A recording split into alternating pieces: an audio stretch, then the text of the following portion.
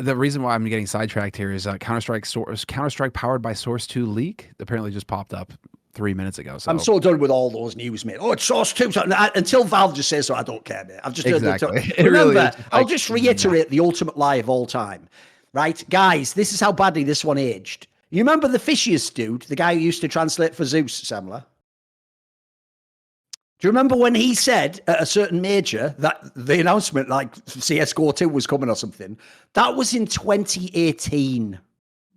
So, you know what, guys? I'm more than done with any leaks like that. Like, same as you get the same leak every 3 months. It's always some variant of this, Semmler. Like, some behind the scenes thing in the game that if you look up says Source 2. Oh, they've registered Counter-Strike as a domain. Like, I don't care, mate. Like, at this point in time, if you don't know this as well, also, that is actually how companies have to behave, whether they do the project or not. Like, people already register domains for movies that might never come out, that have just been greenlit. You already do all that shit. So, sadly, it looks always like you're this close to Source 2 coming out tomorrow, but it doesn't seem like it does it, mate. Like, in fact, wasn't that been the rumor, like, before every major for the last 3 years? Like, oh, the next major, they're going to announce Source 2 and CSGO's getting an update. It never does. It never does. Just keeps rolling on.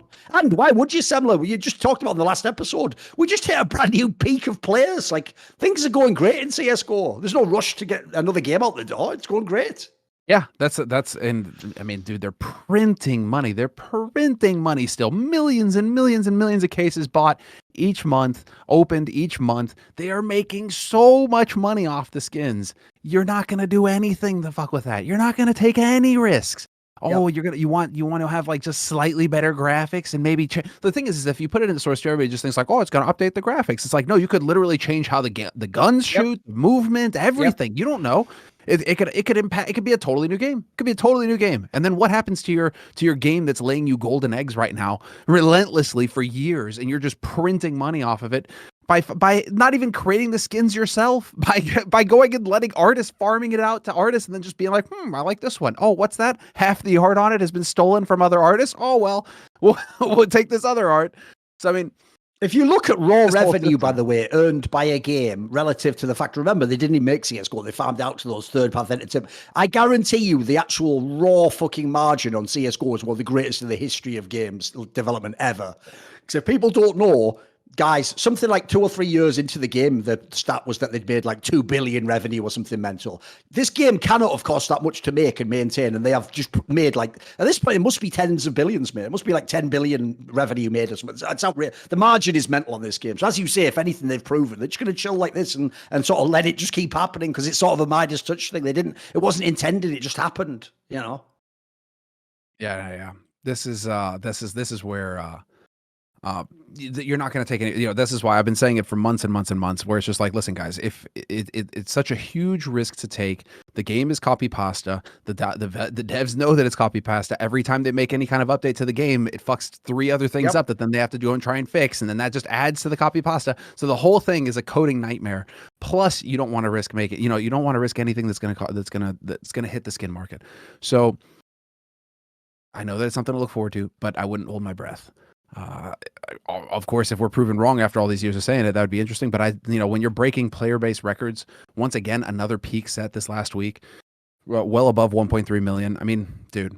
Also, just don't need it, dude. It's a good game as it is. Like, whoever watches CSGO goes, the graphics aren't good. No one's ever said that. You just watch the bloody game. We've already reached the sweet spot where it just looks good. Let's be real. Like, it just looks good.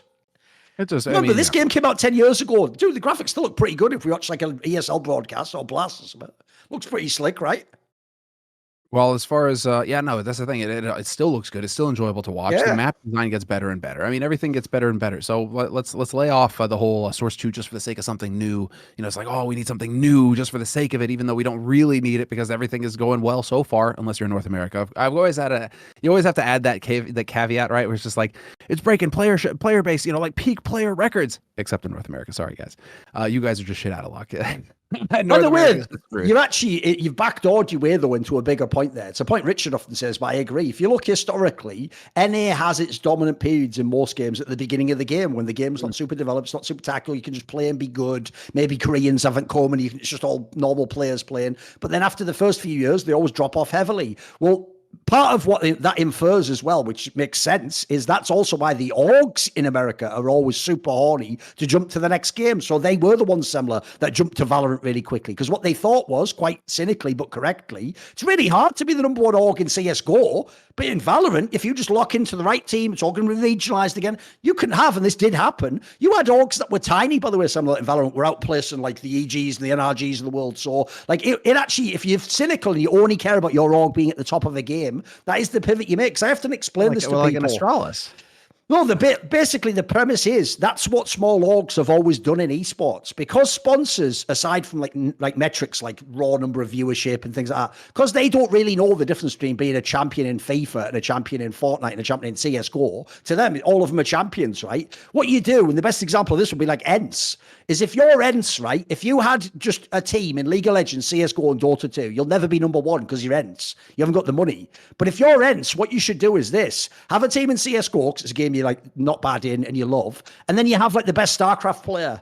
Because it's one player, he doesn't have to be paid the kind of money you have to pay like the biggest star. You don't have to get him simple salary. And because it's one player, if he's the champion in his game, you get to say that you're a world championship org. So like people don't know, like when I was at SK, we used to do this all the time. If there was ever a time period where League of Legends cost too much, my boss is a genius. He'll just pivot and get some like guy in like a racing car game and now wins everything. So he can go, we still have world champions at SK. It's like, that's also part of the business. See more cool, funny, interesting clips based on topics from my content? Well, subscribe to this channel then, or, you know, be a pleb and don't.